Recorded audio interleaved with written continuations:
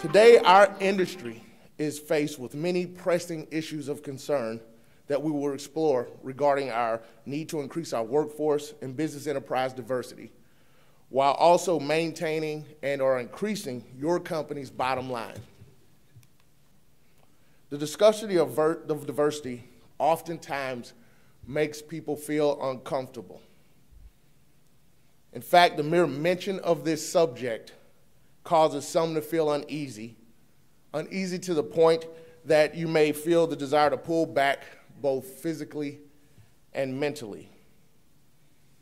The reality is change never comes easily, and growth involves measured levels of discomfort. Today, I ask you to join me by embracing and leaning into that discomfort, into the chance for growth and forward momentum for our industry. Please take a moment to ponder and ask yourself, what is diversity and why do we need it? Diversity means many different things to many different people. The reality is, diversity is just that. It's diverse. Represents different people, different backgrounds, and different perspectives. There are 72,000, my research has found this, 72,173 construction companies across all sectors in the state of California. In fact, California represents the largest construction market in America, of this close to over 700,000 construction companies across the country. Of these companies, all of them are diverse.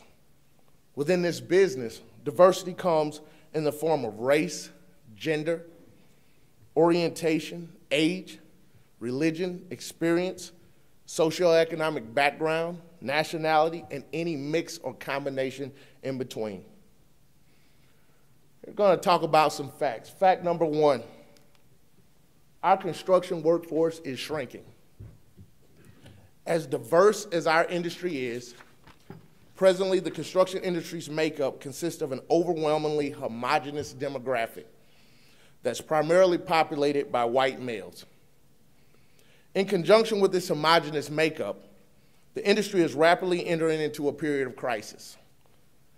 This crisis is duly affecting the availability of qualified worker force for our industry in both the management and field sectors.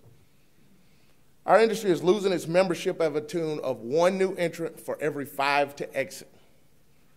Now that's 20% in for 80% out. Now, I'm not a mathematician, but that's definitely a sign of a terrible crisis ahead of us for our industry.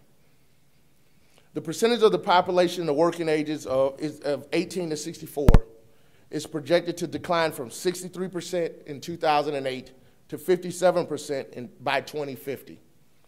Not only are we losing our manpower, but more importantly, we're losing our experience pool. And I teach constantly, and I'm constantly sharing the ideas that, one, you can't teach experience, but you can share it. So if we lose all of the people in our industry who could share that experience, where are we at as a country? Where are we at as an industry? Now, that's something that I just want you to think about as we move forward in the presentation. Fact number two, our construction workforce is aging. This crisis is a result of an ever-increasing aging population, basically a very homogeneous aging population, mind you. By 2030, when all the baby boomers are age 65 and older, nearly 1 in 5 U.S. residents are expected to be the age 65 or older. This age group is projected to increase to 88.5 million by 2050, more than doubling the number in 2008 of 38.7 million. Similarly, the age 85 and older population is expected to more than triple from the 5.4 million to 19.4 million between 2008 and 2050.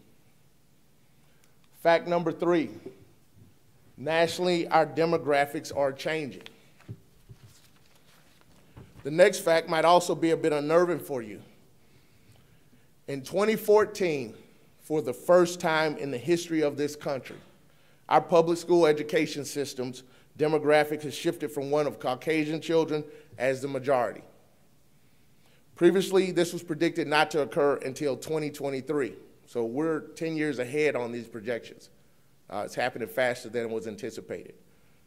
Moving forward, the projection is that minorities are growing in populace in this country to the tune that people of color will be no longer the minority in as little as 20 years. So when I say people of color, I mean people who identify as African American, Hispanic, Native American, or Asian. The working age population is projected to become more than 50% minority by 2039 and 55% minority by 2050. Now, this is all up from the 34% that was recorded by the census in 2008. Fact number 4 and 5, I combined them because they're so interrelated. Well, first, fact number 4, we are entering into a post-recession construction boom. There's been an increase in client demand for diversity from all sectors, both private and public. Fact number 5 is globalization is here and it's here to stay. 2/3 of the world's population, 2/3 of all the people on the planet Earth right now come from China, India, and Africa. The emerging nations are mostly in the non-European areas of the world. The United States' position in the world is beginning to slip. Clients for construction services are changing, and the demand, the business as usual patterns, the way we've been operating as a country, the way we've been operating as an industry of the past are no longer realities, relevant realities of today's world. Right now, the AGC represents the primary interest of the construction industry in America.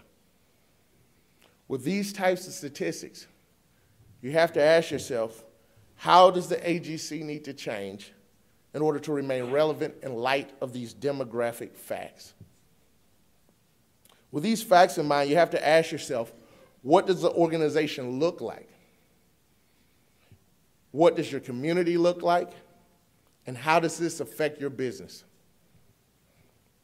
I'd like to start off by sharing a story with you. Not very long ago, I was a laborer, worked in the union trades in St. Louis.